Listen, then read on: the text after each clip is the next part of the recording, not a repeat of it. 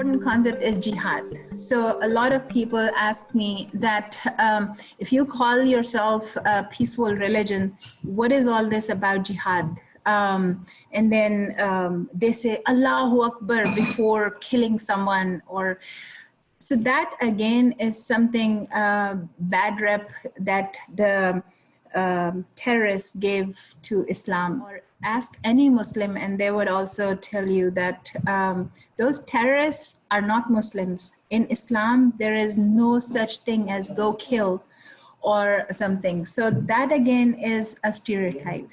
Jihad does not mean holy war. Like I told you before, these two words are not anywhere in Quran. These two words are not together anywhere. There is no such thing as holy and war, okay? What does jihad actually mean? Jihad means to struggle or to strive. I often give this example to people that suppose I had been saving money to buy a pair of boots that I really loved, like Ugg boots or something. And I finally was able to buy that pair. And and it's winters and I'm coming home after buying that pair of boots. And then I see poor person, a poor homeless person who's walking barefoot or in torn shoes in such icy roads. And in my heart, I feel for that person, and I think that it's okay. I'm still earning. I can save money again, and I should give my boots to this person. So, but then there's that thing, but it took me such a long time to save. What if something happens, and what if my kids are in schools? I have to save for them also, and this and that, or school supply list is so long. How will I be able to save money for the boots?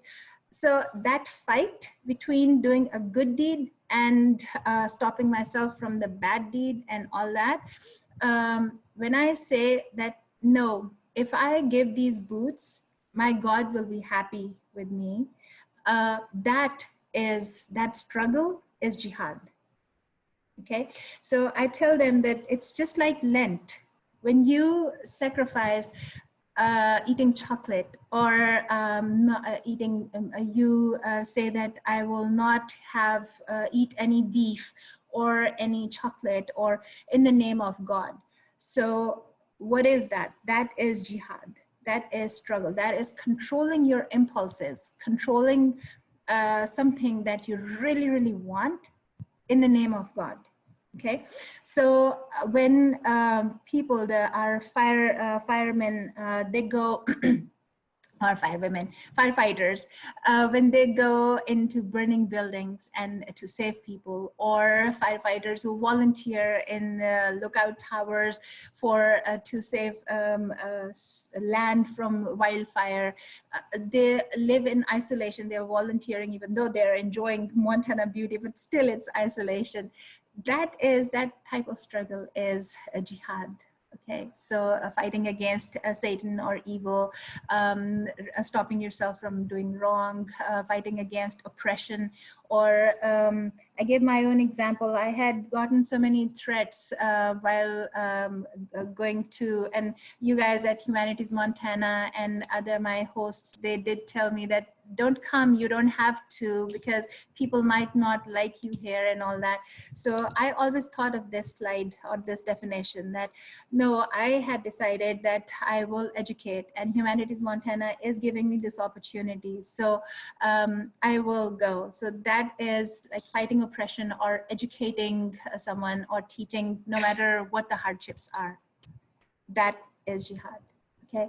So again, it's not holy war. Jihad is not holy war. It is struggle or striving to do better in the name of God. Then what is Islam all about? This slide basically explains about Islam, and you will see now there are Muslims all around us, and Muslims are not just from Asia and Arab countries. There are a lot of Caucasian American Muslims also, a lot of African American Muslims also, because again, the predominant religion in Africa was Islam. Morocco is a majority Muslim country in Africa, and so you will you will see all these things happening. If you go to just you're flying and at an airport, you will see a lot of Muslims saying their prayers. If they are doing sajda or bowing like this, you would know, oh, that person is a Muslim. Okay, so the first thing is there are 5 pillars of Islam. The first one is shahada, or it says it's a declaration, and it basically says I bear witness that there is only one God and no other God, and Muhammad, peace be upon him, is his messenger. So a Muslim, all you will notice, we do not take a prophet or the God's messenger's name just without saying a little prayer. We always say, peace be upon him, or Razila Ta'ala anhu, that may God be on his side or her side and be with them or something. So we do give them a little prayer, say a little prayer for them. The second pillar is salah, or prayers. We Muslims say prayers 5 times a day. First prayer is early morning. These days it is at 4 o'clock in the morning. So it's around 1 hour, 1.5 hours before sunrise. And then the second one is at 1:30 these days. It's when the sun is slightly beyond the half point, and then at quarter, when the sun is at the quarter point. So at 5:30 p.m. these days, and then when sun has set already, and then when it is completely dark. So there are 5 prayers, and we don't sit and just pray like this. There are gestures that we have to do. What do we say in the prayers? We recite Quranic verses. Quran opens with a surah. It's called Surah Fatiha, and it basically it has 7 verses in it, Surah Fatiha.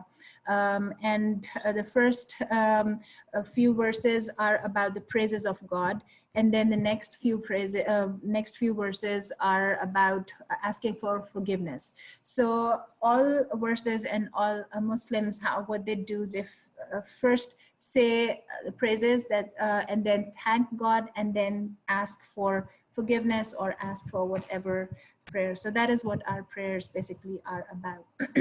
Mainly, we are asking for to God to save us from evil in the world, evil in the afterworld. Okay. Zakat is the third pillar. Zakat is where Muslim, and Zakat is kind of like charity, but not quite. Charity is separate. Zakat is a must for any Muslim who can afford to. If a Muslim is an earning person and they have enough, then they have to give. Like, it's not a must for the poor people. But if I'm earning and I have my assets and savings and all that, then out of my earnings, I will give 2.5% of whatever I make every year to the poor people. So it's not income tax and it's not charity. It is a must thing that I have to give out of my income. So that is zakat. Swam is fasting, or we have a whole month where we fast for the whole month. So fasting does not mean that I am just hungry and thirsty all day long. Well, it is kind of in Montana, because our fasting day is 20 or 21 hours long. But we wake up before sunrise. So again, around 3 o'clock, we eat and drink and whatever. And then we don't eat, drink, chewing gum, or smoke a cigarette or anything until sun sets. Okay, and then we eat, drink, breakfast, and we pray a lot during this whole month, during these 30 days. And then again, it's according to lunar calendar, according to moon shape. So whenever new moon starts, the month starts, and up to the next new moon. So it could be either 28 days or 30 or 31 days. Okay. And depends. You were saying that shifts through the year, right? Shift through the year. Yes, exactly. So So we're So very happy when it falls in February or January, because shorter days, we don't have to fast for that long. But sorry, you were saying something. right now it happened in June, is Yes, that right? exactly. Yes, those are long fasts. Last time also it was in June and May. That was, people say that, don't you feel thirsty? Okay, hunger we understand, but don't you like intermittent fasting? A lot of people who are dieting or taking care of their health, and intermittent fasting is really in 12 to 16 hours, so they understand. But then they are drinking, they're able to drink juice or water, and Muslims don't drink either. So well, yeah, first few days, but only first 3 days. After that, your body gets used to it. What is the purpose? Are we being cruel to ourselves? Oh, Islam is such a cruel religion. No, there are those benefits. One, just like we have seen intermittent fasting, it is actually good for your body system to get a break. Everything goes back to a normal state. And then another thing, like not being able to drink or and still work, even though our younger kids, they still sit in the air conditioned rooms or air conditioned cars and play video games and watch movies all night. That is not how you should fast. You should be praying and still work, because there are so many poor Muslims who are working out in the hot sun, and but they cannot afford to eat. And if they go out to drink, the water is so far away. Like imagine someone in Africa, they don't have enough water. So to be able to have that empathy for those people, and to know and to be grateful to God that He has given us so many blessings, so that we don't start taking things for granted. So it works. Fasting or month of Ramadan actually is a detox, not just for the body. It is a detox for the soul and mind also. So it's an amazing feeling afterwards. And then we celebrate with that henna on the hands and bangles, like I'm wearing bangles today too.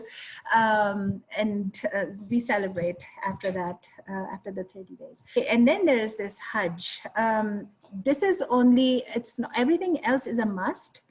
Except for Zakat, like I said, not for poor people. But then Hajj is like now, right now, even I cannot afford to go for Hajj. One person, for just one person from America to go there, it'll cost $7,000 to $10,000. I have my 3 kids with me also. I cannot afford that. So it is only for the people, for the Muslims who can easily afford to go for Hajj. But since I cannot afford it, it doesn't mean that I won't do anything. Like I will fast for these 10 days. Right now, if we didn't have COVID, Mecca or Saudi Arabia has closed Hajj, canceled Hajj this time. But it's the 5th day, and if we didn't have COVID, Hajj would have been going on over there. And so Muslims all over the world who can't go, they either fast or they increase, they up their prayers, or they do more good deeds. I'm grateful to Albertsons, and sometimes, a lot of times at Walmart, that give us those opportunities. I love Albertsons. You go for grocery shopping and you swipe your card or insert the card, and there comes that option that, would you care to give donation to food bank? And I always say yes, because that is my chance to. So in these 10 days, we do that more often. Okay, because here I don't know a lot of Muslims who are poor, and I can go and help them. So Albertsons and Walmart is doing, does charity for a children's hospital sometimes and all that. So it just becomes easier for us to. And then there are other organizations like it's, what is it, Islamic, I don't know, I'll say the wrong name. I'm very bad about remembering names, but there are other organizations that collect money and to help with wars or floods or droughts. and stuff like that. So what is hijab? Hijab is not just a piece of fabric. I usually, when I go to school or to teach to classes, I don't wear this, and this is not hijab at all. This is just a scarf from my culture. This is how I cover my hair. So again, just like the turban thing, a hijab or not hijab, scarf covering our hair is different from country to country among Muslims. And it depends on the amount of heat, the respect for elders. I would wear what I'm wearing now is out of respect for my elders. If there are elders or there are some other people that, like you guys, out of respect, that today I'm wearing this. But just let me show you this real quick. This is what they wear towards the border of Afghanistan. So Pakistan is bordered by Afghanistan, Iran, China, India, and then Arabian Sea. So it's sandwiched between all these countries. So we have a mixture of all these cultures there. Afghanistan is our next door neighbor. And then it's because of the heat, to protect themselves from heat. And then also women are given a lot of respect in all these countries, and their parents kind of want to keep them safe and protected from evil eye, or from getting jinxed, or from whatever, and before till they are married, and then it's up to their husband how they want to introduce their wife to the community or society. So until then, women do cover themselves. And then in Islam, this is how it's, the Quran does say that decent women should cover their hair and their important body parts. So that is what they do. There are some cultures who don't wear a scarf or hijab at all. In Pakistan, you will see certain such women, this type of a scarf that I'm wearing now, or hijab. And then again, what does hijab actually mean? So if I'm not wearing a scarf and covering my hair, it does not mean that I'm not a good Muslim. Hijab actually does not mean a piece of fabric. It means modesty. Modesty in your eyes, in your heart. So when I'm talking to someone, I won't be staring them in their eye. Well, now I will be, because I've been teaching for such a long time in America. But my kids get so confused. Their teachers in school say, keep your eyes up, look up. Why are you looking down? And at home, I tell them, look down, don't look me in the eye, and you're disrespectful and all that. So that is out of respect. Hijab means modesty. And it is for both men and women, not just women. Okay, one big concept that you will see a lot of times, Muslims, they talk about, oh, no, this is haram. Or this is halal. Halal, H-A-L-A-L. Halal means permissible. Haram, H-A-R-A-M. Haram means non-permissible. Haram is, pork is haram, a dead animal. So a Muslim cannot eat a roadkill. They cannot eat pork or anything from pig. Even gelatin, pork gelatin, they cannot eat that. They are not allowed to drink. There are Muslims who do get drunk and who do drink, but well, I'm telling you about what Muslims should not do. So a Muslim is not allowed to drink. Now, again, people say, hey, this is a very strict religion. Again, no, actually, if you look at it, do a little more research, you will see whatever is in Quran or whatever is told to Muslims, asked for Muslims to do, has a very scientific reason behind it. Now, pork, bacon has more chances of giving you a heart attack than beef or cow, and beef or chicken or fish. So why a long research? I will not go into that. I talk about that in my conversations, but just a little bit, and then you can go and read upon that. Pigs have a very fast metabolism. What is metabolism? It's the body's way of breaking down food or whatever the body takes into little pieces, so the toxins are separated, or toxic things are separated and sent to either colon or to kidneys.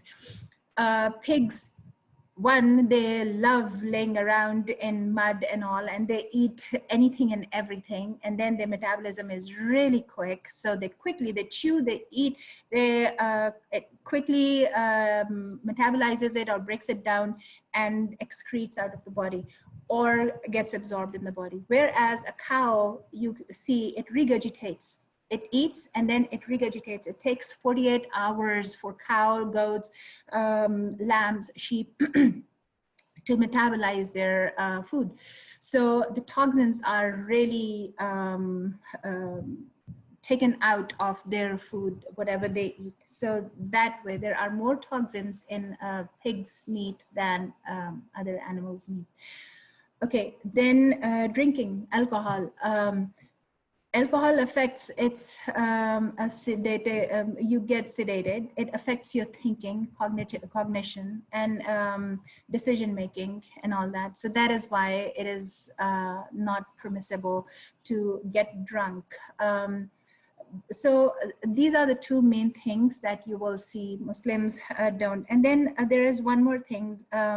Some Muslims differ in that or the Pakistani Muslims or Muslims from our culture, I cannot go and buy meat, chicken or beef or anything from Walmart, and if it does not say halal on it.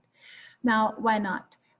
Even though we can eat the same meat because it's the country of Christians, people of the book, and Quran does say, yes, eat with people of the book. And yeah, right, I agree. But then I'm that finicky type of a Muslim who starts thinking, how was this animal slaughtered? So halal meat, again, is done or slaughtered in a halal way. And the halal way is where it's the humane way, where the animal is slaughtered or cut in, first they say name of Allah, Bismillahir Rahmanir Rahim. They thank the animal, they thank God for the animal. They quickly slaughter the animal so the animal does not feel any pain. The animal is not caged or anything before that. And then the animal is hung for as long as all the blood is drained out of the body. So when the animal is slaughtered by a machine or really quickly, blood remains or stays in the body, and then there is a chance of E. coli or other bacterial diseases or something. Then another concept is Islamic Sharia. There came a wave of, oh, Muslims are trying to take over in California. Muslims are trying to take over and they are changing American law to Islamic Sharia. No, that is not possible, because Islamic law cannot, well, if you really read the history, a lot of law everywhere is already similar to Islamic law, but Islamic law will not fit in here, okay?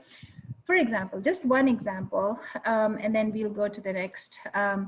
For example, a Muslim is not allowed, again, it is haram for a Muslim to gamble. Why? Because it's a game of chance. And when by chance, if you get a jackpot, or that is why I cannot participate in the Monopoly game at Albertsons ever. And I had to explain that to my kids also. A Muslim can only get the money that he or she has earned. If we have not worked for it, that is not our money. So the interest that we get, that is haram.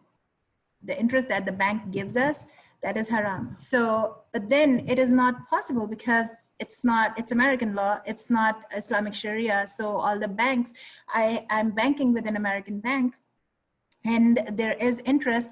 So what I do is I look at what was the yearly amount of the interest, and then I take that interest out and I give that out to charity. That does not go into my, I do not spend it. It wasn't my money, that type of a thing.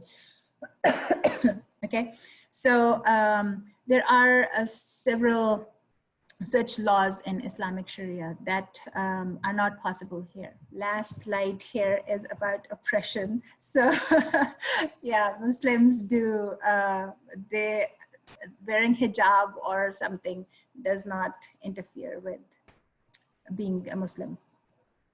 That is about it. That is all that I wanted to show you or talk about. Do you have any question or anything?